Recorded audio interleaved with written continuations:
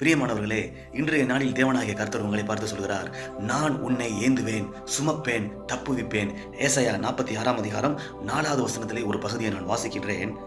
இனிமேலும் நான் ஏந்துவேன், நான் சுமப்பேன், தப்புவிப்பேன். உங்கள் வாழ்க்கையிலே நீங்கள் தள்ளாடி விழும் பொழுது உங்களை ஏந்தியவர், கடக்க முடியாமல் கஷ்டப்பட்ட பொழுது உங்களை சுமந்தவர், ஆபத்திலே பிரச்சனையிலே சிக்கும் பொழுது உங்களை தப்புவித்தவர், இனிமேலும் ஏந்துவார், சுமப்பார், தப்புவிப்பார். இதுவரைக்கும் அதே வசனத்திலே முதல் பகுதி சொல்கிறது, உங்கள் முதிர் வயது வரைக்கும் அப்படி செய்வேன் என்று.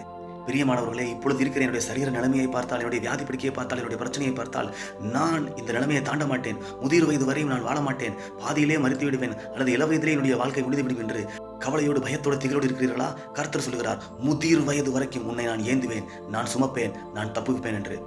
வசனம் சொல்கிறது, முதிர் வயதிலும் அவர்கள் கனி தந்து புஷ்டியும் பசுமையுமாய் இருப்பார்கள் என்று. நீங்கள் உங்கள் பிள்ளைகளின் பிள்ளைகளையும் எருசலேமுக்கு உண்டாகும் சமாதான வாழ்வையும் நிச்சயமாகவே காண்பீர்கள். நீங்கள் சாகாமல் பிழைத்திருந்த கர்த்தருடைய செய்கையை விவரிப்பீர்கள். ஆமென். ஹல்லேலூயா.